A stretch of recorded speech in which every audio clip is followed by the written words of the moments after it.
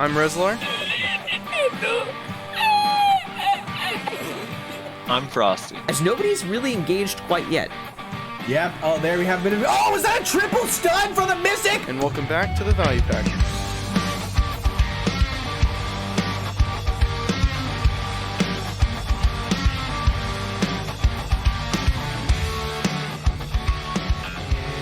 And we are back. Welcome, one and all, to another episode of the Value Pack. We don't have a lot of stuff today. I'm just going to go ahead and say that. We don't have a lot of stuff today. There's not too much stuff going on. The couple things that are going down, we are definitely going to talk about. But there's just not that much going on this week, honestly. So we're just going to get right into the comments. Thanks, everybody, for answering the question last week. If you missed it for whatever reason, I was asking for people to let us know like what guild they were in and what type of guild it was. So I was interested in the demographic of our viewers. Didn't get that many replies, unfortunately, but thanks to the people that did. Sicko? I'm guessing Psycho. Psycho says, 275, 303, 62 Zerk from EU here. Always been in a guild called Casual, which, Omega lol. Mainly staying in there because of the requirement of mandatory node wars per week. In the better guilds, lol, can't always tell if I have time to attend. Keep up the great work. That's a scary Zerker. That is a very, very scary Zerker. How much AP does Acebringer have? I think during the I don't want to say for sure because I don't know, but I'm pretty sure during the BSL in his run where he was killing everybody, he already was like 280. Oh, holy fuck! Okay. Yeah, I think. Well then, EU Kai apparently. Itaru, I'm guessing. Says Valkyrie stream with a Moo win. We had a Valkyrie stream like a long time ago, like when we were first getting started. We could definitely do another one. Things have changed, probably. I don't keep up with Valkyrie things. But I'd love to have a Moo on for sure. He's probably the best Valk probably in the world, honestly. That dude's insane. Yeah, he's a very good Valk. It'd be cool to have him on. He offended me, though, because he didn't know who I am, even though I was in his guild for 3 months. Feels bad. Supermaster33 says, hey, I was in Messerim for a while back, but I left for a life skill guild called Satek Trading Co. I know that guild. I declare war on them all the time because they grind in my spots. Tell your people to fuck out my spots. Also Messerim. Yeah, that's cool. That's my friend Zeus's guild. So that's cool that you were in there for a while. Shepherd says, the Shepherd 112 says, I hate to pester you guys, but I think a guest you guys should have on is Shaky Bay. Whether you like him or not, as many don't. I think it's a mark of a good podcast when they can have controversial people on and get that person's perspective. Not that I love Shaky Bay, but it's come up in the past and it never seems to be seriously considered. Great podcast as usual, guys. Keep up the good work. And then Frosty already replied to this that we're not afraid of bringing on people that we love or hate. That's definitely something that we can do. I think the thing is Musa just hasn't had a lot going on for it in a long time, right? So it's kind of like, I don't know, it's just been very stagnant. So there's kind of other classes that we like to get to first. I don't have much against Shaky Bay. Didn't like him back in the day because some drama that was going on between his old guild and my old guild. But I'm not one to hold grudges, except against Pulse. Fuck Pulse. But, I've not done my research on Shaky Bay at all. All I know is that he gets memed on a lot. I don't really know why.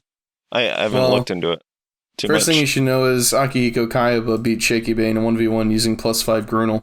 So, that's the first thing you should know. What class is Akihiko? Warrior. Yeah, makes sense. It was pretty funny, though, the whole time. If you watch the video, I'll link you the video, because it was actually a really funny video that Aki did. But he was streaming at the time, and so Shaky Bay was getting mad that he was losing. And so he walked away from the arena, and he was like, dude, he's using full boss gear. I don't have full boss gear, and I can't fight him because he's using full boss gear. It was just hilarious. Oh, no. Aki just faded in the picture of his gear with +5 Grunel. It was goddamn hilarious. Yeah. But, yeah, don't really have anything against Shaky. And I agree. People, controversial people should have their chance as well to have a word in. So yeah, I'm not opposed to it. We definitely. I think Rezlar said in the beginning that he would like to have him on at some point. Yeah. Yeah. I think that may have been more of a meme, but well, maybe. I mean, I can't remember the context. But yeah, we'll see. We'll see. We have a lot of guests lined up.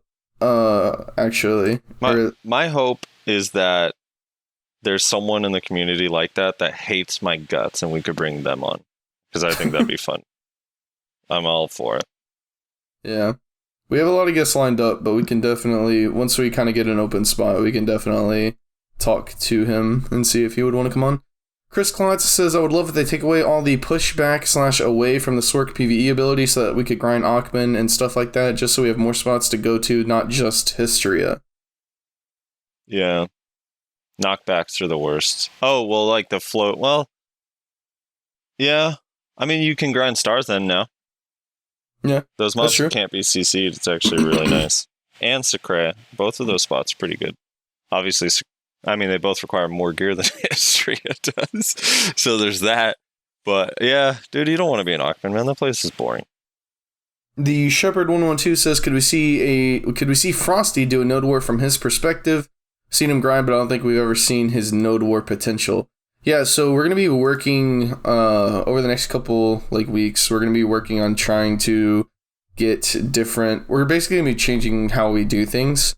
I'm not going to get too into it because it's boring and I don't think anybody really cares. But one of the results of these changes that we're going to be trying to do is we're going to be trying to give you guys more variety in what you're looking at on the screen. And we're hoping that we can get more Frosty stuff. Frosty just upgraded his internet the other day just for the podcast so that he can upload his own footage easier. Because before it would take 3 days to upload an hour's worth of footage. Yeah. So...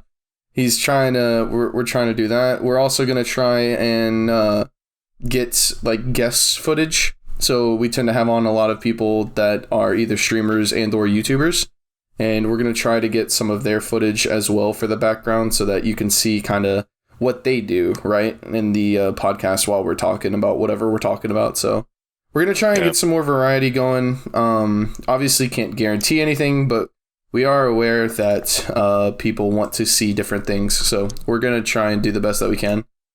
Right now, my guild is in a castle, and we fought Amadaya yesterday against Snake, and I was planning on recording until I realized that that's what was going to happen, and then I was like, well, you're going to be basically watching us V into a castle and die as soon as we come out of V for 2 hours, so that wasn't going to be fun. But I recorded a little bit this week of just PvP on Arsha and some BA stuff, but that's it. I'll get a node war eventually if there's a good one. Yep. Justin P. Martin says, I think things zero counterplay doesn't mean it's not fun. It's just as long as each class has something that's basically uncounterable. Can you guys have a DK? I really want to hear a good DK. Explain to me how DK is not the shittiest class, even at 280 AP. Well, 281 AP, it starts to really shine. Okay. Yes, we will have a DK one day. I promise. I have some people in mind that I would love to have on the show. Yeah, I don't know, man. I mean, DK is definitely it has its struggles. There's no doubt. It's just, I mean, really good DKs do well still, but, a little buff here and there wouldn't hurt anybody, I don't think. Yeah, for sure. As far as the counterplay things goes, I think that's super unhealthy for the game, honestly. If every class had something that's basically uncounterable, that sounds like cancer. I don't know about that one, Chief. I'm gonna be real with you. I mean, I feel like every class does have something already. At least that's maybe not completely uncounterable, but semi. I don't know. If you also include rage, maybe Zerker's 100% is hard to counter. Tamer's 100% is hard to counter. Ninja's whole kit is hard to counter. The entirety of Ninja is hard to counter. Sork's 50% BSR is pretty uncounterable. So, I mean, I feel like every class has something. Or almost every class does. So, yeah. Yeah. T-Barnes93 says, Man Up Siege Guild. I think we have a lot of people that watch from Siege Guilds. I think that's a very common thing. Austin Laster says, like his ideas about Sork nerfs, which seem like it would remove a lot of the frustration with Sork.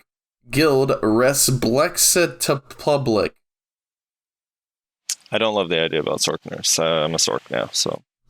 Yeah, Frosty. He went from Tamer to Sork. Who would have guessed? Hey, I lasted 3.5 weeks on the Tamer, which is actually pretty good. Does your wife know how much you spend on reroll coupons? I am not married. Or your girlfriend, sorry? I am not married. Next question.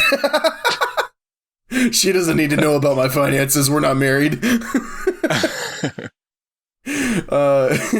Goodendrunk says, I'm in B&A and we do T1 hards. No PA adds a different element to PvP since engages aren't 100% around it being up or not. Tactics change and other tools like speed spell become a useful factor. Even though I lose a bit of AP, it forces you to change your approach and focus more on executing your plans/calls. Yeah, that sounds fun. Yeah. I mean, it helps with the AP caps, right? Yeah. I always thought that the T1 scene is super interesting because basically whenever we talk about what would happen if you removed PA, right? And then it's like, you can kind of look to that as an example, even though I understand that there's not 270 and 280 AP people in T1 Node Wars because it brings it down. I think the highest is what's the highest? 260 or something? Or 255 or something? Yeah, it's around soft cap. Yeah, hard is 260 or something, I think. And it includes hidden AP too. So it's nerfing your crystals and everything. So, I don't know. It's just kind of interesting. I don't know. I thought whenever they were doing T1s, they were doing it to test what would happen if they kind of made things more even in Node Wars, but they haven't really done anything with it since, so who knows? Maybe they just wanted it to be that way just for T1s only. Marshall Cure says, hey guys, another great podcast with an awesome guest. At 309, when Rez accidentally hit Steam, I felt that, lol. Do that all the time with my programs on my taskbar. Yeah, it happens more often than it probably should. I think I have something wrong with my brain.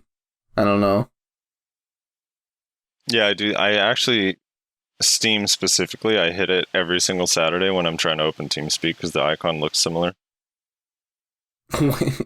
TeamSpeak for Siege? Yeah, for Siege. So I try to open TeamSpeak and instead open Steam. I'm like, no, please don't start updating something. Yeah, right. You basically have to hit the benefits of not having Steam on your SSD. It actually takes 10 seconds for it to open for my computer. So I can hit the cancel button before it actually opens up Steam. So that's always nice. Rhino, not sure how to say his name. He says, to answer the question of the video, I'm GM of the guild Dethrone on EU. We are arguably top 3 castle siege guild, depends on who you ask. Ain't that the truth? Now for my wall of text comment. Don't think the EU siege scene is dead, it's lacking some guilds, but I think the biggest issue for the siege scene is that there's no point in actually making a siege guild. You can just be a small scale guild and all merc into some random guild and go siege. At least that's how it is here in EU. There are very few siege guilds that are actually a true siege guild, as a lot of times over half the members in the guilds are mercs. Some would agree with Heaton's point on how the guilds haven't really improved, but more just guilds above them have died. Wouldn't say it's 100% like that. The guilds for sure have improved. Just take my guild, for example. We went from a Serendia guild that died, then we did a merge with a T3 Node War guild, became a guild that was a bit too strong for Balanos, but a bit too weak for Serendia. Staying as a core group, focusing more on good recruitment and trying to improve the utility and general strength, we grew into a top 3 siege guild. Enemy and Resilience disbanding had a small part in how we climbed, but we really didn't get members from them. We were still climbing before they disbanded, but we did go from top 5 to top 3 because the top 2 disbanded. Okay. Although when Resilience died, our strength wasn't too far away from them, gear-wise and skill-wise, so I can say that if they didn't disband, we would still probably have climbed up to be very close to them. Siege scene is for sure alive, at least for my guild. We haven't gone a single week without a fight, not always a good fight, either mega zerged by merc guilds or fighting a weaker guild. but if politics work out, we usually have fun. I feel most people that call Siege Scene 100% dead are people in small-scale guilds that merc in Battle of Serendia and just smash people, or the rare event of going castle with a massive merc alliance and just smashing people. I feel like when, parentheses, if they cap the amount of mercs you can bring to Siege, this will actually force the players that want to Siege to actually join a Siege guild, which will make more guilds. Sorry for the wall of text. These are just the thoughts of a GM of one of the top Siege guilds in EU. Holy fuck. Take a deep breath. Take a deep breath. Okay. First of all, I thought it was so interesting that there's a scale. Like, it's different from NA because, like, the whole, like, we're too strong for Balanos but too weak for Serendia is such an interesting line to me. Yeah, I know, right? Considering in NA, Balanos and Serendia are the exact same thing. Yeah, they're the exact same. Like, the same guilds kind of swap between them every week. Yeah, so, well, there you go. From a different perspective. It's not complete. Yeah, there's some things that would help. I mean, it's unfortunate how hard it is already to recruit people and get people into the guild, and the fact that, I don't know, man. I've been sitting on this thing since I threw it out there last week. If guilds were capped at 50 people, how healthy it'd actually be for the game to just spread the love around to different guilds. Because so here was my thing, and I meant to say this last week, but I just kind of didn't for whatever reason. Wouldn't people just like split their guild into two guilds and then just drop on every node with an alliance?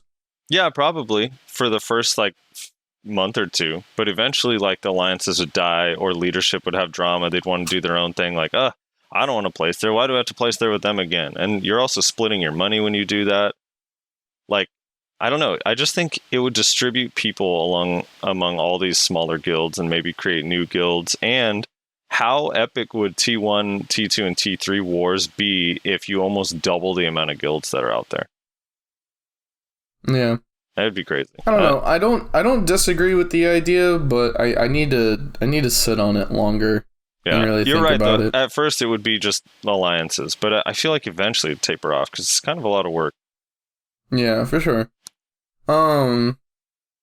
Wait, there's something that I you'd also have the drama of like, let's say if the top 50 Black Rose people kicked out the bottom 50.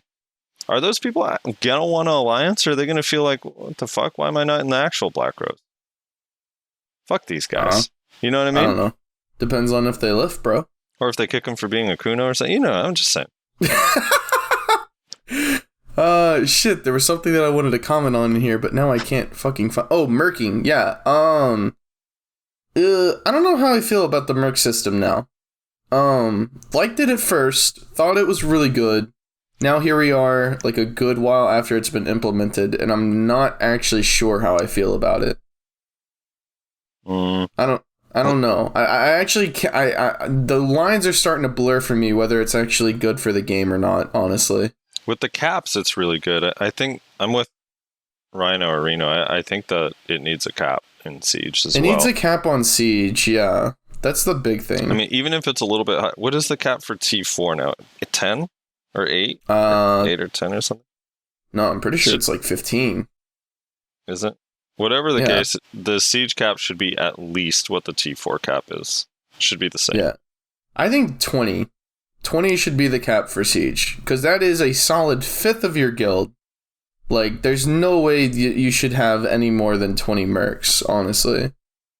Like, and I know that makes things harder or, you know, more unfair for people that like to Siege but don't like to be in a Siege guild. Mm-hmm. But I don't know. I just don't think that the merc system, as it is now in reference to Siege, is actually healthy for Siege. I'm unconvinced of that at this point. So I don't know. I think something needs to change. Probably the easiest thing would just be to apply a cap to Siege. Yeah. Well, how do you feel about it in Node Wars? How it currently is. I don't mind it in Node Wars because of the caps, right? Okay. Yeah. So before the caps, I was really frustrated because it was like, well, you know, we fought fucking Kaokai, and it's another day where Kaokai's half of their guild is goddamn mercs. So, you know, that's really frustrating, but now there's caps. So it's like, I'm more bothered now by the people who use mercs as an excuse whenever they lose. They lose a T2 Node War and they're like, well, they had mercs. It's like, yeah, dude, the cap on T2 Node War for mercs is like 8 people or some shit. Like 5 to 8 people or something. Like, that is not why you lost. Yeah. Like, what are you saying? I still think they need to make... I think the merc system is really cool, especially because mercing is fun. Like, if you've ever merced, it's just fun. It's fun to be in someone else's guild for just a couple hours and fight with them, and it's like kind of an awesome experience, and you meet new people and have friends, and it's fun. But then it sucks. I still think it sucks that siege guilds can't merc, and even if there was some, like, I just wish they could, like, even just for fun. Like, with the caps, I don't think it'd be that bad, and just make it like maybe they can't get money. So if you're doing it, you don't, if they're in a castle, you can't pay them. You could just bring them into merc to have fun. I just feel like it sucks that if you're on a castle, you don't get to PvP for a whole week. Yeah, they need to allow people in castles to do something. What that is, I'm unsure. Merking could definitely be an option on the table, but the fact that you getting a castle, which is essentially like the goal in the game, right? Mm-hmm. If you're a PvPer. If you're a PvPer, your goal is to join a PvP guild, become a really good siege guild, and then to own a castle, and then progress through the castles, right? You want to start at Balanos, Serendia, then go Calpheon, then Medaya, then Valencia, right? That's the ultimate goal. Yeah. And it's like, you actually get punished for completing those goals, though. Like, in a way, right? Yeah. I mean, you get money, which is nice, and you get, like, free advertisement, but you don't get to do anything. You don't get to experience content. I mean, let's be honest, if there was something to do while you owned castles, Man Up might still be, like, old Man Up might still be alive today. Like, Lucari might still be playing this game, because they could actually do something, and they wouldn't be sitting there doing nothing for 52 weeks straight, right? I think Hex would have killed them still. Hex would have killed Dude, them. all right, here, I have this idea. What about on Tuesday and Wednesday, there's 2 nodes on Tuesday and Wednesday. One node, if you're in a castle, Calpheon, Valencia, and Medaya, you can place on Tuesday and Thursday on one of these nodes, and you can fight the other castle guilds. And then the other node on both of those days, if you're in Balanos or Serendia, you can place and fight the people on Balanos and Serendia. They can 1v1. At least so they have something to do. Yeah. I think that'd be fun as hell. Something like that, yeah. I always thought, why is there not a second siege? So here's the idea that I had forever ago, whenever they first brought out Camisilv, and they said that Camisilv wasn't going to have Node Wars in it. I was like, you need to make that a second siege. So whoever owns Valencia, Medaya, and Calpheon on Saturday can place in Camisilv on Sunday and do like a normal Node War to get like more money and have an extra fight and stuff like that. Like, it's just, they need to be able to do something. Just something. Like, it doesn't really matter what. It's just the fact that you don't get to do anything while you're in a siege guild. Or in a castle. In a siege guild. Yeah. It's like, I don't know. I don't know. There's a reason people, before they implemented the apprentice system, there's a reason people were literally leaving their guild while they owned a castle. Like, sure, part of it was definitely for, like, money and politics or whatever, but it was also because they were bored just sitting in a castle. Yeah, no, for sure. So, I don't know. Something, someday. Something, someday. Maybe after they finish all the PvE stuff. Infrax says, intro is playing and I already leave a like for the guest. Yeah, Infrax was, I think he was the person in Discord who was like, you guys should have on a EU person. I think that was him. Or maybe it was somebody else. I can't remember. But yeah, so, and we'll have more EU people on in the future as well. I think next week, maybe. No guarantees, but maybe we have another EU guest next week. Maybe. Don't get your hopes up, but it is definitely a possibility. It's something that we're trying to work out right now, so.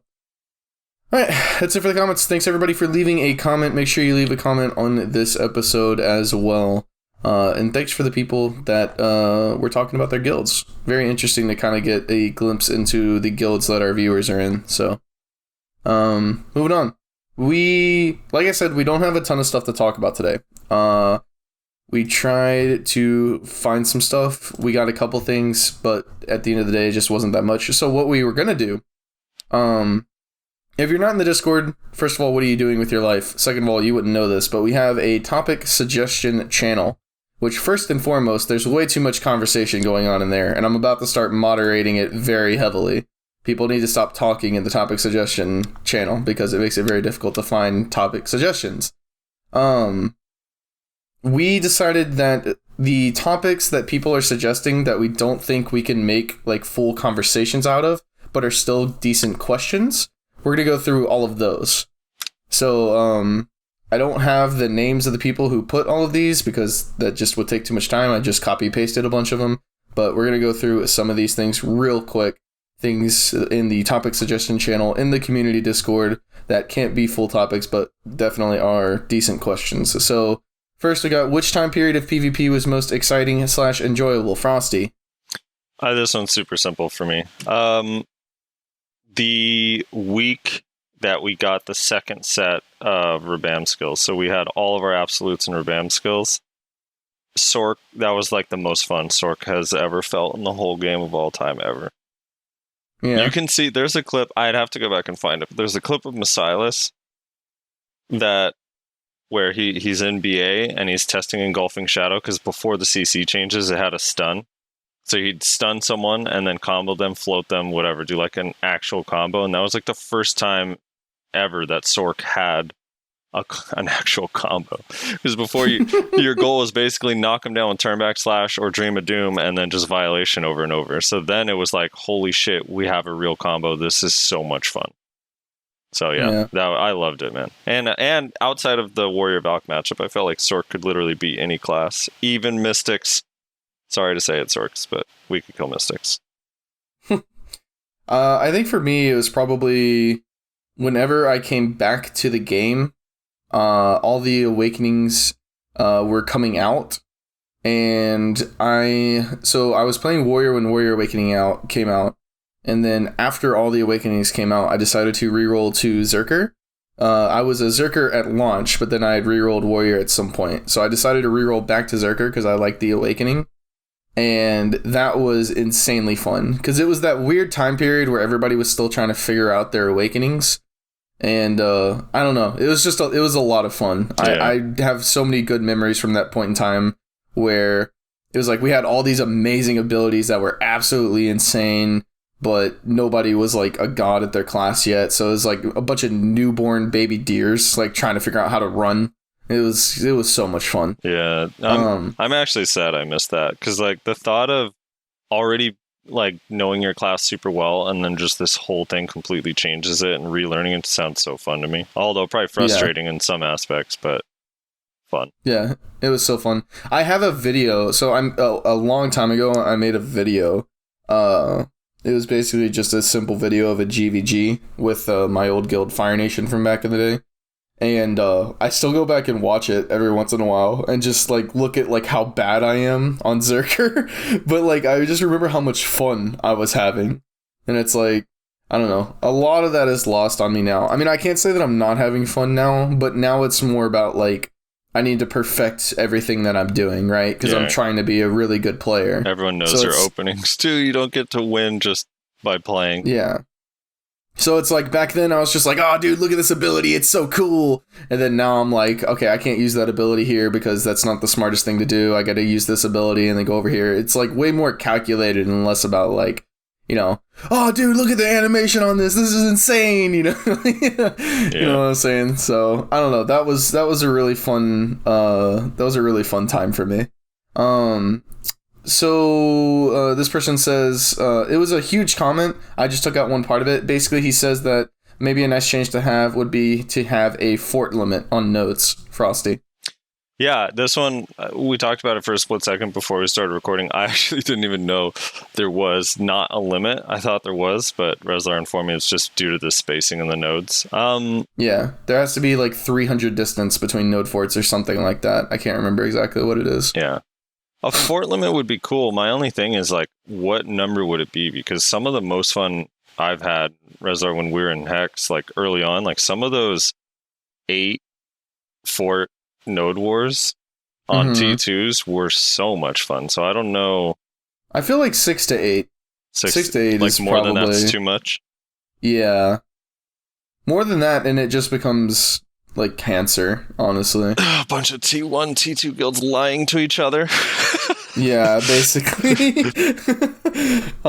Yeah, I think that that's not a bad change. I don't know how much that really helps things, because I mean, let's just be honest, there's just not a ton of guilds right now, right? Like, when you see when you see a node with like 5 guilds on it, you're like, oh, holy shit, that's a fucking party going on. You know what I'm saying? Like, that just doesn't happen very much anymore.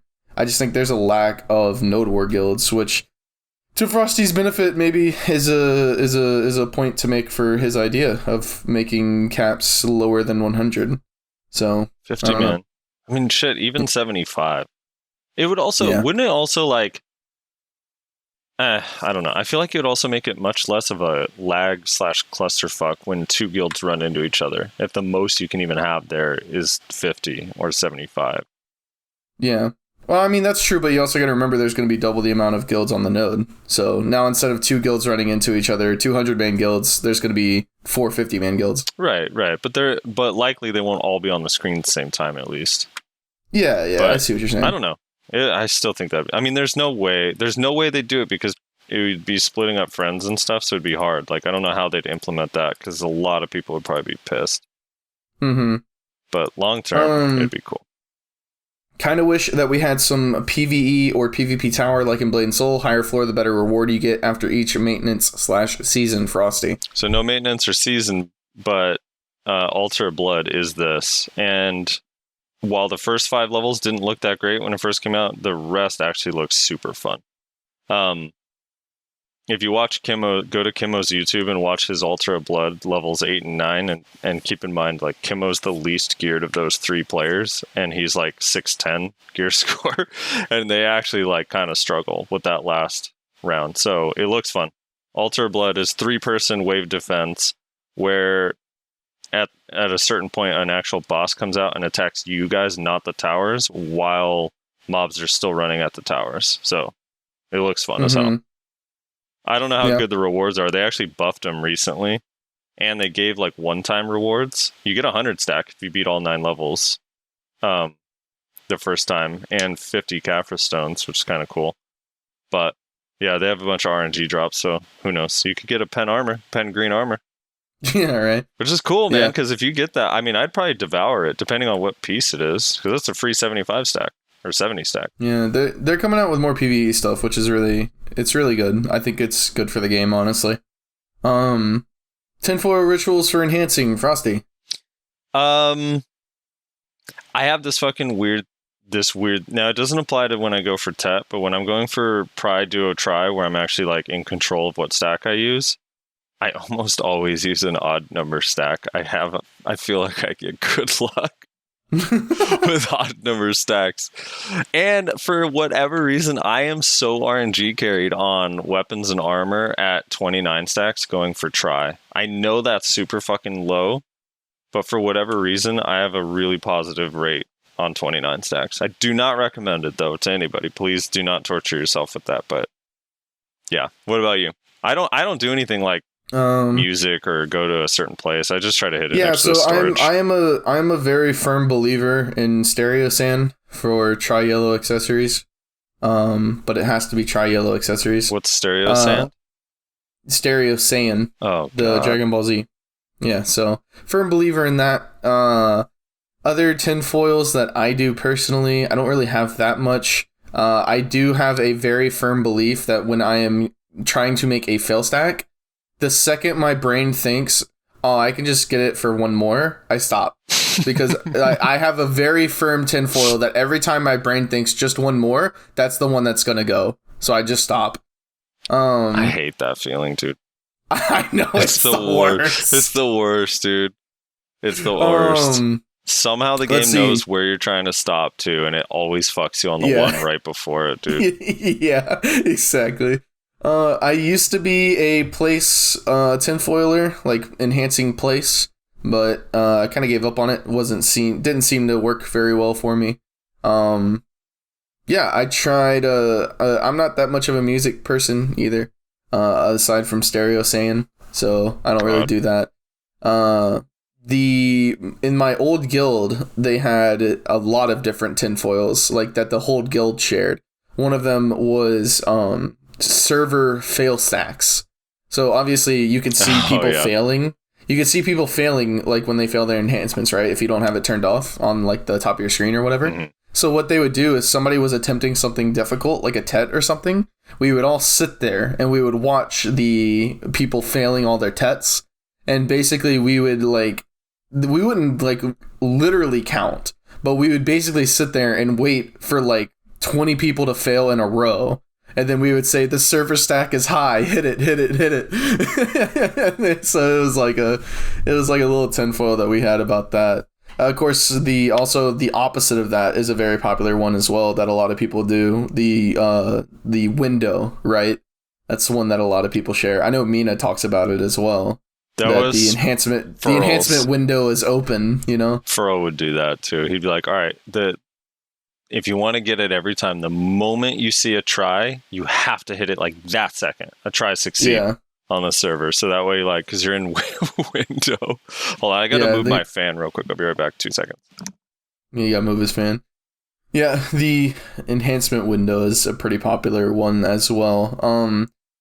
I did try different musics. I tried, what was it called? Knights of Sidonia.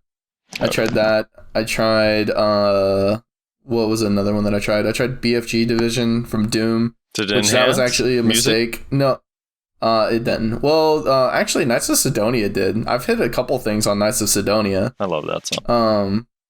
Which Knights of Sidonia is just a fantastic song, so I actually just listen to it like normally. But, doing BFG Division was actually a mistake because BFG Division is one of the hardest songs I've ever heard in my life. And it just fills you with a lot of confidence. And so whenever you fail the first time, if you don't turn it off immediately, you'll just keep listening to it. And you're just like, you know what, I could probably do it again. And so with that, this is exactly what happened to me. This is how I blew up my Tri-Ogre a while back. Failed a Tet Ogre on a backup. And then I just left the music playing because I was just enjoying it. And then all of a sudden it dropped again. Or like the drop was coming rather.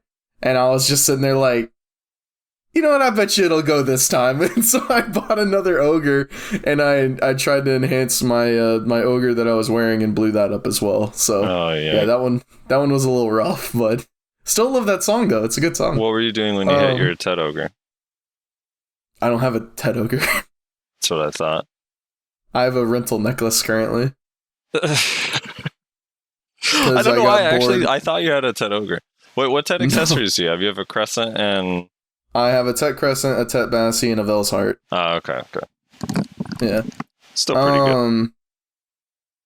The fact that BDO doesn't have a player-to-player trade system and capped marketplace prices, Frosty. Yeah. I actually really, really like the current central market as it is. There are like some little things I would change.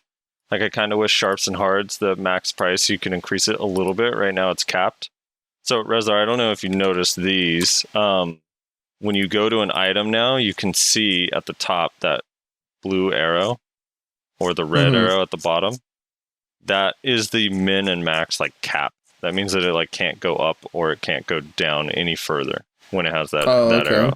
So, like, Sharps are capped at 3.6. Which is cool, but I feel like when they sell out, it sucks because if it went up to 4, people would be incentivized to sell them more, you know, instead of just hold. Because there's a lot of people I think that just hold on to. I don't know when the next time I'm going to enhance an item, but I have like 250 Sharps, and my next item is going to be an armor piece, and I'd probably sell the Sharps if they were worth more than 3.6. Yeah, right. So, but outside of that, like, I like it. And the trade thing, I mean, I would love trading if people weren't pieces of shit and there weren't like gold sellers and stuff that kind of fuck the economy of games and cause a lot more scamming than we currently have in BDO. Yeah. So, yeah, I'm kind of cool if they're not being trading, to be honest. Yeah.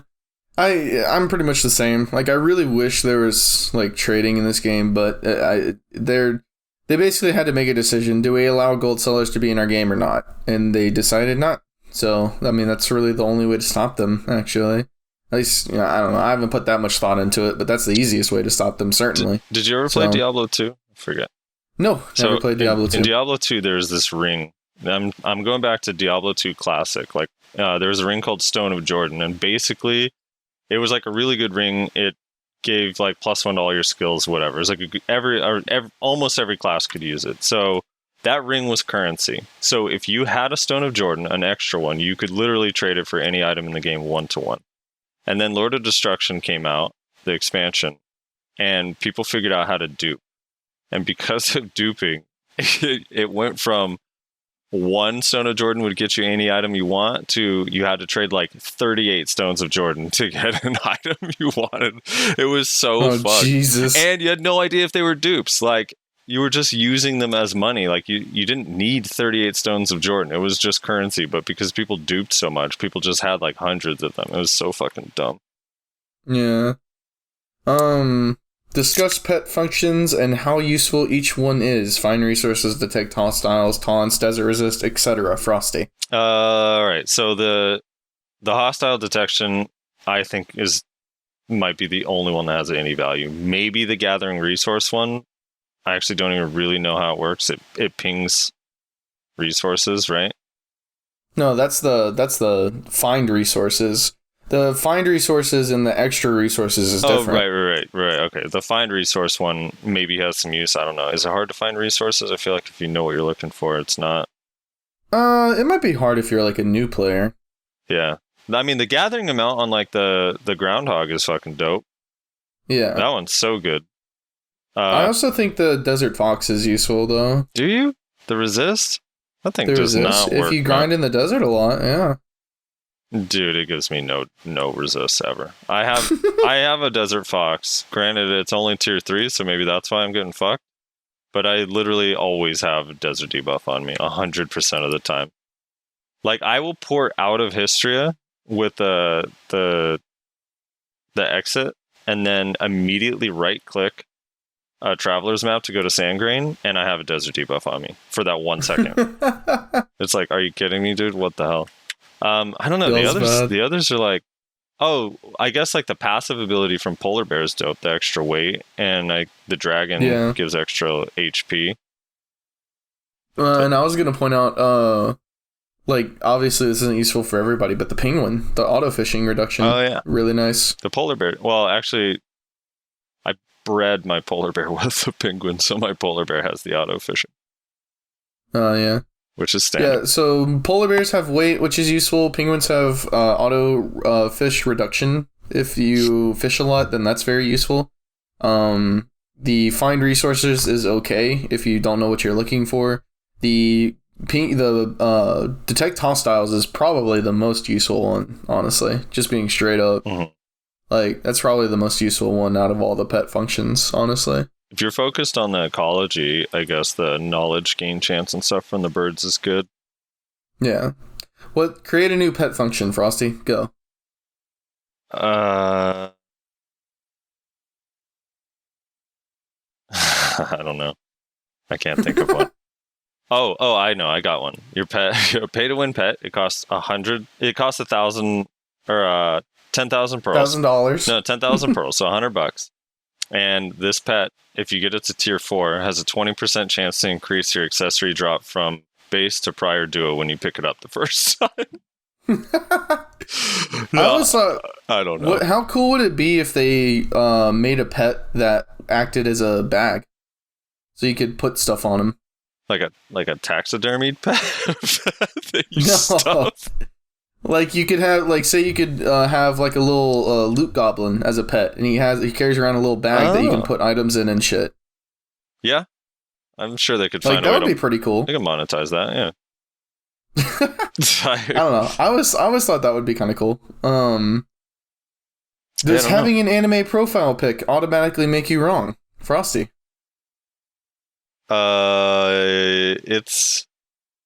This one's hard. It's a touchy subject because I actually have been taking notice of this kind of recently, where whenever I'm in voice in Discord with like 15, 16 people, I'm like, okay, 13 of these grown-ass men have female anime pictures as their profile.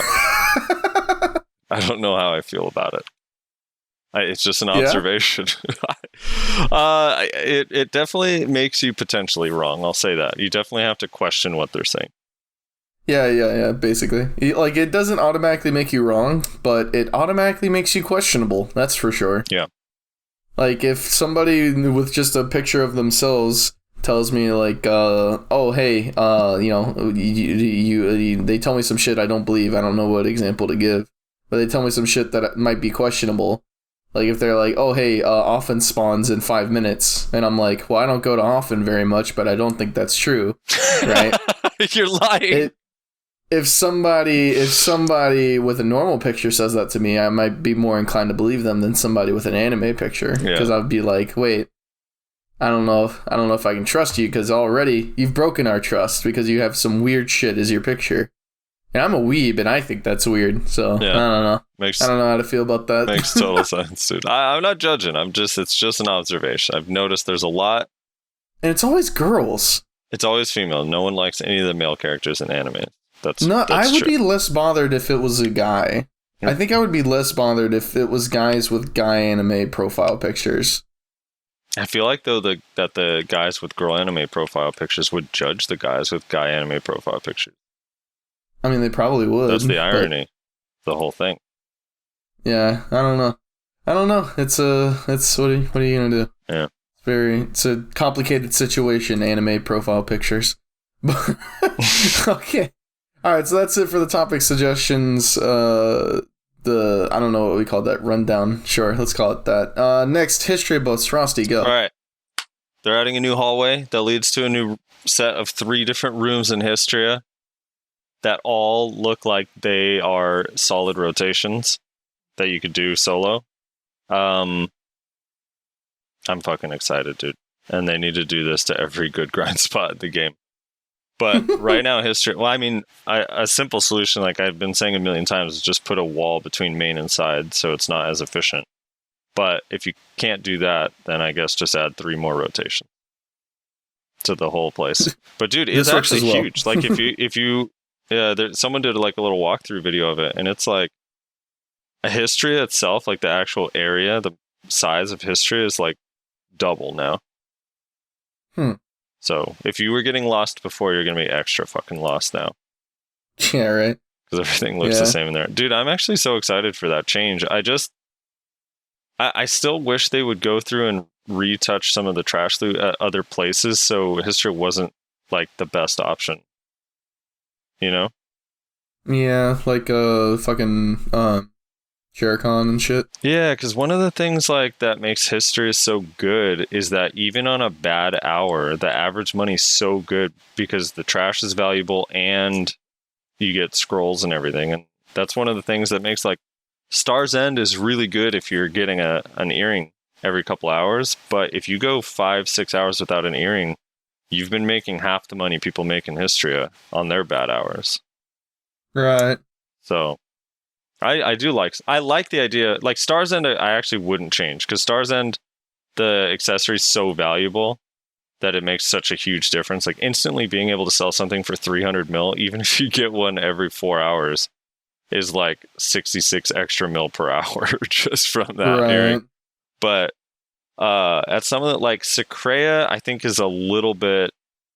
I don't know. Maybe you just have to be super super geared, and I'm not quite to that point because it does recommend like super high AP, so we'll see. I don't know. But on if you heard it here first, folks. Buff Manchwums.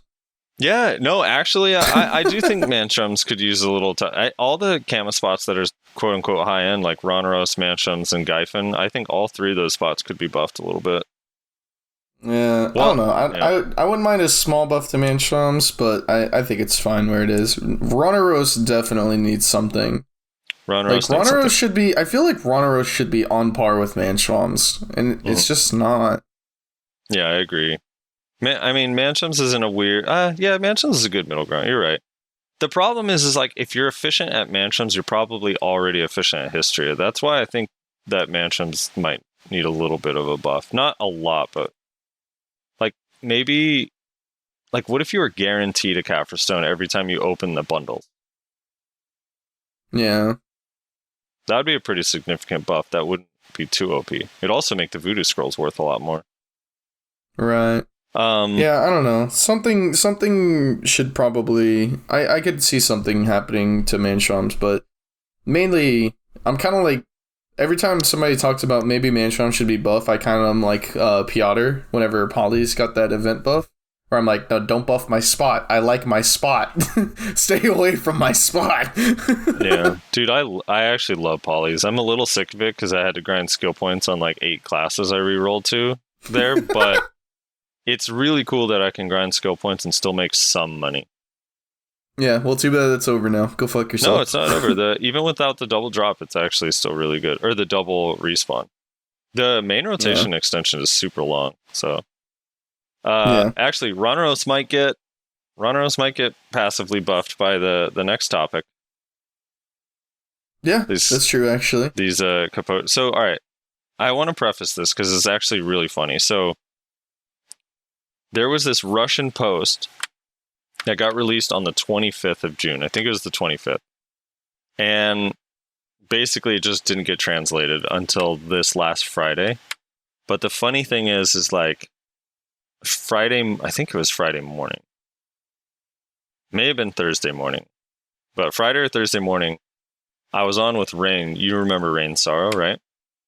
Yeah. So I was on, someone hopped in the Discord, was like, hey, does anyone read Russian? I want to know what this thing is saying about the Shy, because it's talking about their awakening weapons, and I want to know what it says. And Rain is Ukrainian. And I was like, dude, I think Rain's could probably speak Russian, like send the link to him. And so he was like reading through it and he was going over all the Shy stuff. And basically that in a nutshell is the Shy's not getting a dandy. There's not going to be a dandy for Shy.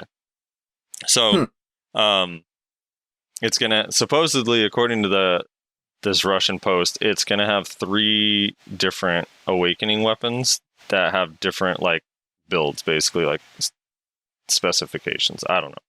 That's like the drum or the lute or whatever. Something along those lines. So anyway, fast forward to, so he's just reading through this thing, and then he's reading about Ronaros, or he's reading about the Capotia Accessories, and he's talking about enhancing Capotia Accessories, and because it's kind of like, he's jumping back and forth because he's trying to translate it, so it's not easy. So the first thing he said was like, yeah, you're going to be able to enhance them, and it says in the post that it's going to make all accessories prices go up. And I was like, why? That doesn't make any sense. And he's like going through it and he's like, oh, you're going to be able to melt gold accessories for this stone. And then you could take this stone and trade it in for a Capotia accessory, and then you can smash them. And they'll be able to enhance to be like borderline, like below Tet, not quite Tet or Pen, but better than Tri-Gold accessories. And I was like, that fucking makes sense, because Force Ronaros rings, like Kadri ring, all these things that are like super fucking low price, people are going to actually have to use now. So we go look at the market, and I was like, dude, what if we spent like $1 billion silver on these right now? Do you think the price would go up enough? And I was like, you know what? I'm going to just buy like 100, like 3 of us that were on Discord, just buy like 100. There were 16,000 on the market, right? 3 or 4 of us buy like 100 of them. And I swear 2 hours later, they were completely sold out. Like there was none on the market, and there was like pre-orders up there were like 30 or 40 pre-orders up at max price. And I was like, oh my God. So right now, if we actually sold them at their current price, I would already make like 100 mil. Jeez. But yeah, so I was going to say this ties into what we were just talking about before, because if Force Rana, I don't know how it'll affect the prices like in the long run, but if people actually want Force Ronaros rings and they sell for 12 mil or 15 mil instead of nothing, that might help enough to make Ronaros good, because Ronaros has an okay Kaffir Stone drop rate and a really good Pure Forest Breath drop rate, and those are both worth a lot. So if you add in like the rare drop actually does something, might be kind of cool. Maybe it probably won't be enough, but it'll at least be better than it currently is. Some people think Ronaros is all right. But yeah, I think you want to talk about how is this going to affect everything. Like, I think it's going to make all these shitty grind spots a little bit better that have gold accessories like Seraph Neck, Kadri Ring, oh yeah, Centaur for sure, Belt, Ronaros, all that shit. Yeah, absolutely. It's basically just going to be a nice little like buff to all of the spots with gold accessories, basically. Like, it probably won't be that crazy, but it'll be nice, you know. Maybe we'll see some people at Nagas again, you know. I think it's interesting though. I hate Nagas, dude. I hate Nagas so much. We talked about this before we started recording, but I kind of just want to bring it up again because I do find it interesting. Like, they are pumping everything into PvE right now. Class changes, PvE, grind spot changes, PvE, accessory changes, PvE, that are also buffing grind spots, PvE again. Yep. Coming out with new PvE like modes, like new PvE like games and shit. Like, they're focusing so much on PvE, and it's very, very interesting. I do think that that's good for the game overall, and this is what I was kind of hinting at earlier whenever we were talking about whatever we were talking about. I wonder if, once they get done with all these PvE changes, if they're going to start doing the same thing with PvP. If they're going to be like, okay, we fixed a bunch of grind spots, we came out with a bunch of new PvE content, we changed a bunch of PvE numbers on the classes to help the classes that were kind of shit at it. Now let's do the same thing with PvP. Let's come out with new PvP game modes. Let's actually focus on balancing the class's PvP potential. They're already kind of changing the PvP scene with the introduction of a support class, and they said that they want to do more stuff like that in the future, like more like kind of weird classes. So I wonder if we're going to see them put the same kind of focus into the PvP scene after they're done with all the PvE stuff, you know? Would PvP ladder arena win? Yeah, we might actually see something like that. Seriously. That's what I'm saying. Yeah. Like, that's kind of exciting, honestly. Like, the PvE changes are cool and exciting, don't get me wrong. But at the end of the day, me, Frosty, and probably a solid, like, it has to be at least 60 to 70% of this game. Play this game for PvP. Whether you're a Siege Guild or you don't even go to Node Wars, you just like to sit in Battle Arena. Like, we play this game for the PvP. So it's like, I think it's very exciting to think that, like, I should specify, there is no backup to this claim aside from the fact that they are focusing entirely on PvE right now, and that perhaps once they feel like they have finished, for the time being, with PvE, they will give the PvP scene the same treatment. So I don't know. It's kind of exciting. It's kind of cool. I agree. I mean, that'd be fucking dope. I mean, whatever the case, they're at least like super focused on trying to improve stuff in ways that are fun and different, and not just like balance. Like, they're actually just adding new stuff, which is cool. Right. Exactly. Dude, what do you think? Like the so what do you think the Capotia enhancement like changes are going to be that are going to make it like better but not quite tet? Like, what numbers? Like so the Capotia ring is the same as a tri crescent, which is 14 AP. So a pry would be what? Like, I don't even think you can't even really add just 1 AP per level. Otherwise, that tri, it's better than a tet crescent. Well, my understanding is that it's going to be PvE enhancements. That's my understanding of it. Is that it's a Sula 2.0, so it's going to add monster damage. Ah, that sucks. Then Ronros rings are going to go back down to nothing. I mean, that's what I heard anyway. Yeah. I read it. I think excuse me. I think I read it on Reddit. Ironically, I think I saw some people talking about it in there that it's going to give like a bunch of like PvE damage, basically, like a shitload. That's so unfortunate. Because if it doesn't affect brackets, no one's going to actually go for them.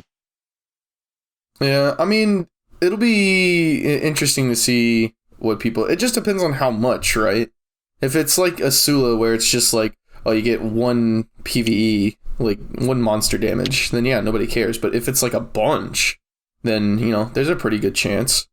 Yeah. It's like the same thing with the Catan weapon, right? They might do it the same thing to Capotia Accessories, what they did with the Catan, which we still don't have. Where it's like, yeah, it doesn't like have AP on it, but you get a massive amount of PvE damage. So that it is only used in PvE, and it's actually more effective than just using your straight AP gear, you know? Right. They might end up doing the same thing with Capotia Accessories. where it's like, yeah, try Capotia accessory. It's going to be a tri-crescent instead of that tet crescent that you have. So it's going to be, maybe you lose your bracket, but you get like 50 monster damage or like 100 monster damage or just something insane, Okay, 50 or 100 would be so busted. Yeah, that's what I'm saying though. No, but because that's what they did with Catan. They said specifically it's not going to be better than tet and pen. So I doubt they do 50 on a Capotia. But it wouldn't be. It wouldn't be better than tet or pen for PvP.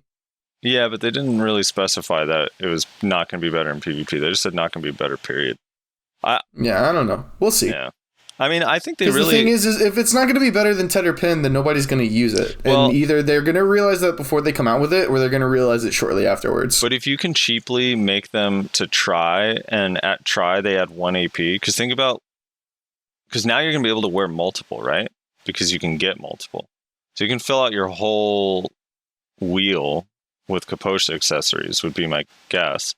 So if you have like, let's say at try they get 1 AP. So you have 2 Capotia rings, so that's 2 more AP. 2 Capotia earrings, so that'd be 2 more AP past try there. So that'd be 4 more sheet AP. That would actually like put you in a new bracket. So it would actually help new players, but still not fuck the people that already went for tet. You know what I mean? Mm-hmm. Maybe. Yeah. I don't know. I don't know what they're going to do either, but I hope it's a little bit more than just what Asula does, just because people don't enhance Asulas really unless they're just like, oh, fuck it, I have extras. But that's because they're bad. That's what I'm saying, though. All they have to do is not make it bad. Yeah. I think having PvE gear is fine. No, I'm with you on PvE gear. Good. I just don't. I don't believe that that's what. I mean, maybe it'll be Monster AP, but there's no way it's going to be Monster AP that makes it better than tet. I just don't believe that that's what they would do with Capotia. We'll have to see. Yeah. I mean, I don't know. They might just do it to where it's like adds 1 AP on enhancement, or maybe like a 1 AP every 2 days or something like that. I don't know. Every 2 days. Yeah, it's just every 2 days, cumulative updates on AP overs. As long as the longer you wear it, the better it is. Yeah. I mean, I was reading a message, but we'll have to see. Yeah, it could be cool. I'm excited though. If hopefully it'll make like shit spots a little bit better. I'm trying to think where else are there gold accessories that basically no one wants. Besides, think about this. If they actually come out with PvE gear that's like actually like just straight up better than your AP brackets, right? Mm-hmm. Maybe that is how you grind this new insane Ash Forest spot. You know, it's funny you bring that up because every video I've seen, no one can kill those mobs, right? Or those mobs like fuck them over. But in the PTR that added the Hystria changes, they also changed Ash Forest and gave the mobs 10% more AP and increased their attack speed. Jesus Christ. So I'm like, they must have seen, someone went on there and killed the mobs. Like, whoa, these are not supposed to be killable. What are you doing? See, but that's what I'm saying. Like, they might actually be adding, because like they're doing with all this other PvE changes, they might actually be trying to add more PvE specific gear, PvE weapons, PvE accessories. Maybe they even add some sort of PvE armor. I'm not against your thought here. I just don't think it's Capotia. That's all I'm saying. Yeah. It's PvE but I just, armor. because I from the moment they announced Ash Forest, I was like, that doesn't make sense for our game. Like, it just doesn't. Nobody can do that. It doesn't make sense. So it had to be, okay, well, they're going to add something that makes it make sense. Everybody thought, oh, maybe it's going to be Shy. Shy is going to make it make sense because it's a support class. Well, congrats. Shy still can't help with it. It's still too insane. And they're buffing it now. So it still doesn't make sense. So they have to add something to where it makes sense to be in the game. Right? Mm. Like, that's the way my thought process is working anyway. Yeah. So I don't know. I mean, it is a party spot. Dude, even as a party, like, unless that trash is literally worth like 10 mil, like per trash. It's worth like 20k. 20k? Yeah, it's actually worth 20k. Isn't Hystria worth like 15? Fucking 15? Yeah. That's useless. It is. But there's a new, I mean, I don't know what the intention is because we haven't seen the accessory they're giving to us. I think a lot of people think it's going to be a new necklace because we haven't actually had a new necklace in the game for since Tungrad Neck came out. Yeah. which was like Basically. with Valencia, fucking what, 2 years ago now? Or 2.5 years? Yeah, it might be a necklace. Dude, I a don't necklace with HP would be worth so much. Like a Eye of the Ruins, but neck slot. Yeah, for late game players. It'd be crazy. I don't know. Yeah. The place right now, the place doesn't make too much sense unless it drops a shitload of Caphras stones. Like every mob maybe it drops. drops. Ooh, maybe it has a fairly high chance, like 20 to 30% chance of dropping a Caphras bundle. It's not on the loot table right now, but maybe that would be so sick. That actually would be kind of cool. Yeah. Like a place where you grind, like the money like isn't good, but like you get an absolute shitload of Caphras, you know? That actually would be kind of interesting. I don't know. Probably not ever going to happen, but that would kind of be cool if they did that to a spot. I just think we need more spots where Zerkers can't grind. Like, it just doesn't work with Zerker. Wait, so... Okay. All right, so I go over all the time. I keep re-rolling. So I went from Tamer. I lasted 3.5 weeks. I do love the Tamer. I think the Tamer is super strong. So, hey, yeah. Let's ask this, because you were talking about this whenever you first re-roll Tamer. Mm-hmm. Where's Tamer going tier list now? Because whenever you re-roll Tamer, you said, I'm going to be honest, Tamer's going up in this tier list right now. So 1v1 doesn't change, although 1v1, the thing is like, I do think it's not super easy right off the bat to be good at 1v1. You definitely have to practice. Tamer's not an easy class to play. But it's like potential strength is crazy. I think its grind speed is actually pretty good, except in Hystria, for whatever reason, it's like only okay. It's like pretty bottom tier in Hystria, I think. Unless I just couldn't figure it out, but I can't find many videos where it gets more trash than even like a ninja. In Secrea, it's okay, but it's like a heart attack. At Star's End, it's like alright, but I just think most classes are still better than it. At grinding high-end spots. So maybe in grind speed it could use a buff, but in the low-end spots it's like fucking cake. Like leveling up Tamer or like gearing up like early stages with how strong Trample is fucking, it's easy. And then in large scale, like it's so important. Here's the thing. I got so frustrated because people are so greedy with what their KD is that they don't want to transfer rage to a Tamer because they only care about their own kills. So I had a really hard time getting people to transfer me rage in any siege or node war. So I basically only got to ult a couple times, but the ult is actually so powerful. And if you can get people to transfer you rage, you can do it a lot. Like we 1v1'd man up, and Orange Tic Tac ulted in like a 45-minute node war. He probably ulted like 12 times. Or 13 times, which is huge because you almost guarantee you get at least one kill, and if you position yourself really well, you can get 10. Right. But it's also like it's good on the outskirts. It's like fighting against ninjas and kunos and stuff on the outskirts, and it's fine on flex. Like it's pretty good. So yeah, I don't know. I don't know what tier I'd put it in. Where was it last? We put it in C. I think we put it in D. Pretty sure. Was it D? I think so. I think we put 3 classes here. I can bring up the video, but I think we put 3 classes in D. I'm pretty sure it was Tamer, DK, I think, and Maywa.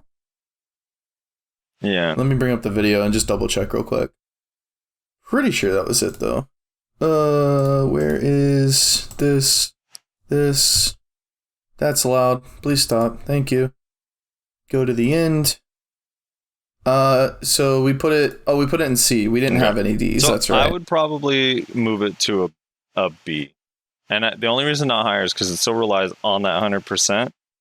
And if you're not a Tamer that everyone trusts and have been playing Tamer forever and are actually good at it, no one's going to give you rage.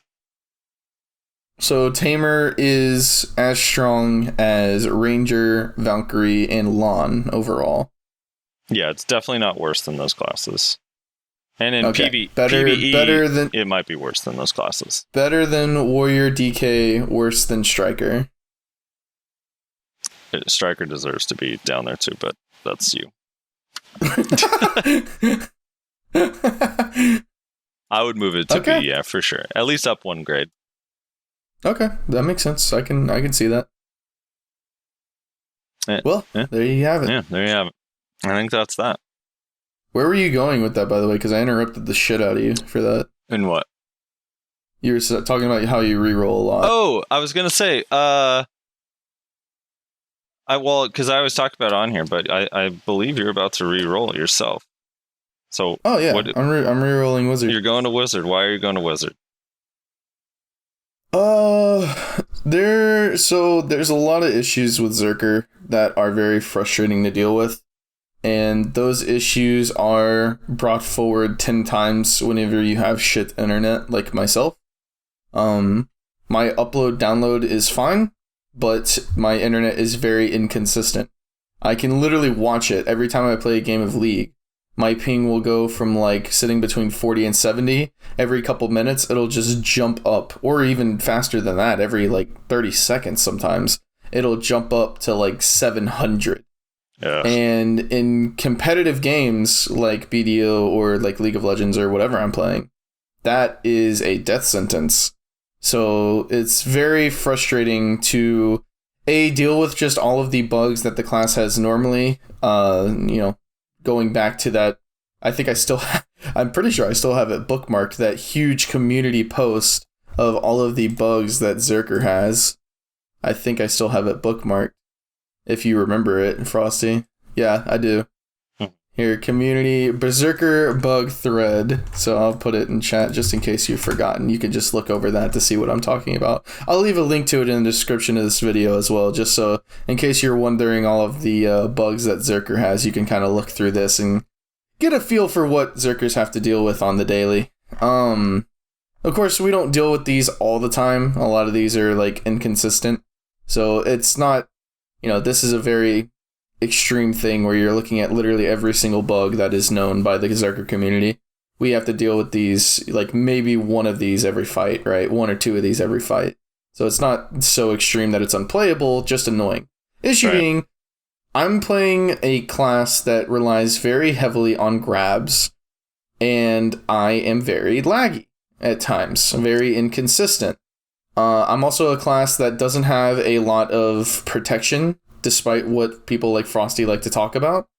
So movement is very key. A lot of unprotected movement, or just movement in general.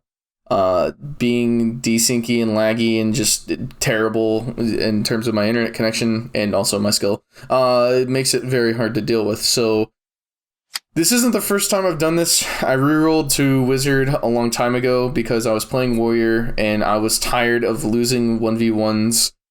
I won't say entirely due to the internet issues that I have, but a lot in part due to the internet issues that I had. So I rerolled from Warrior to Wizard. That was right before the protection changes came, actually. So I jumped off that ship at a good time. So I'm basically just doing that again. I'm playing a class that specializes mostly in 1v1s, although it is good in large scale. I don't actually have a lot of fun in large scale on Zerker, honestly. Most of my fun in large scale on Zerker comes from 1v1ing people on the sides anyway. I don't actually enjoy being a Q buff spam bot, and my ultis rarely actually work because of how shitty and buggy the class is and my internet is. The other day I popped 2 ultimates in a row where I got halfway through the animation of my ultimate, well into the air, and I ended up dying when it's supposed to be an iframe while you're flying through the air. So things like that just add to the frustration, which that could be a bug with the class, or that could just be my internet desyncing me to death. I don't know, but either way, it is extremely frustrating. So I'm left 2 choices. Do I keep driving myself mad by playing Berserker, which is a class that I do love. I love Berserker, and if I can ever fix my shit internet and or a lot of these bugs that I deal with daily get fixed, then I would gladly go back to it. I mean, I'm probably going to get some second weapons for it anyway, just so I can fuck around with it if I ever want to. Mm-hmm. And at the end of the day, I'm never going to delete my trial Zerker because I just like having it. Right. So, but yeah, that's basically why. It's very frustrating. I'm very frustrated with the game right now, and very frustrated with Berserker, and very frustrated with my internet. So I have to either reroll or just keep trudging, I think the word is. Trudging through the mud of, being laggy and desyncy and buggy, and probably end up quitting this fucking game, honestly. So, which I don't want to do. So you actually do kind of like Wizard though, right? Oh, I do. I love Wizard. Wizard is one of my favorite classes in the game. It's probably number 3 or 4 for me. Zerker is number 1.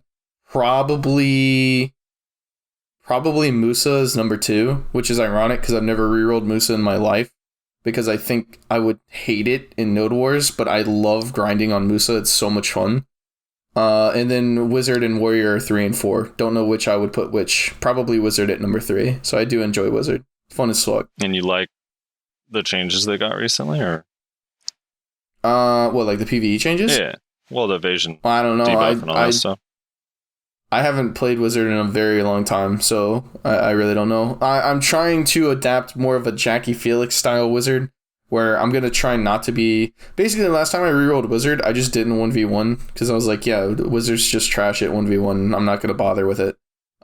This time, I feel like I'm better as a player, and I'm in a better mindset of, like, what I can do. So I'm going to try to be a better Wizard this time around. You get him, Harry. You'd be a I'm going to better actually Wizard, use Harry. Rabomb Fireball. Oh, basically. Dude, I heard that shit's... I mean, the way it's so fast, it's pretty cool. It is. That skill looks fun, dude. So I made a trial Wizard a while back just to kind of see what Rabomb Fireball was about, and that thing is insane. So essentially, you can just like toss it out while they're like any class is doing like their unprotected shit.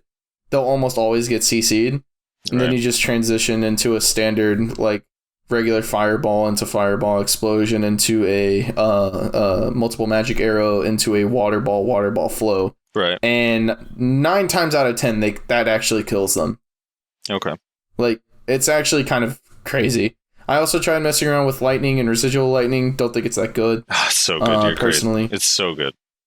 I just don't. I just don't. Maybe I need to mess around with it more. I just don't think it's that good. Practice the residual lightning just because, like, dude, that thing that probably is what catches me. Either that or meteor more often than anything when I'm trying to, like... Oh, as a catch, yeah. I meant, like, in the combo. Oh, in a combo, I see. Yeah, I don't... Yeah, I don't it's too slow. It's too slow to go in a combo for me personally. Yeah, I think it's better on Witch because the Rabam lightning is instant. Yeah, I could definitely see that. I could see Rabam lightning being useful for sure. Yeah. No, as a catch, dude, the residual lightning fucking gets me, dude. And I think because it lasts a little while, it's hard to avoid. Mm-hmm. For sure. So anyway, yeah, by the next podcast I'll probably be a wizard, so that'll be a thing. I'll be on you won't see me on Rezlar anymore. I'll be on Rezlar, because that's my wizard's name. Yeah. Okay, so we done? We good? Yeah, we're done. That's it. So one thing I'm gonna try to start streaming. So I'll post the link and everything. My Twitch is twitch.tv/sofrosty. My internet actually can handle it now. So I don't know. We'll see what happens, but I'm probably not going to stream all the time, but I will try to stream if I'm PvPing and stuff. And maybe during Node Wars. Stream Node Wars and stuff. Yeah, that would be cool. Stream some Node Wars. We have a castle this week, so probably not much going on. But and then we're still talking about it, but we'll let everyone know in the Discord. So join the Discord. But there's a chance we might try to just have the show streaming live while we record it. So if you want to join in live, and maybe we have people that can actually interact with us occasionally. That'd be kind of a cool dynamic that we haven't been able to have. So we'll let you know if we do that or when we do that. But yeah, twitch.tv/sofrosty, just straight up SOFROSTY. Also, make sure that you comment on the YouTube post so we can read your comments. If you have suggestions, put them in the topic suggestions on Discord, and eventually either we'll get to them if it's a really good one. We think we should talk in depth about it, or we'll try to rapid fire through them like we did today. Share the post, share the video and the podcast and everything with anyone you can. Let's get the word out there. We need more people. And yeah, that's that. Yeah, so you can check out Frosty's Twitch in the description. I'll make sure to put it down there. with everything else. Sorry about this being a little bit shorter. Again, there's just not that much going on this week in terms of like news and stuff like that. Probably gonna have a guest next week, like 90% sure. Like maybe 40 to 50% sure it's gonna be an EU guest, so EU people look forward to that. Again, no guarantees, but we're trying to make it happen. Like I said, we are trying to change how we do things here. So if some little things change here and there, either with this episode or the next couple over the next like month or so, don't panic. We're, trying new things out. We're going to see if it ends up working out.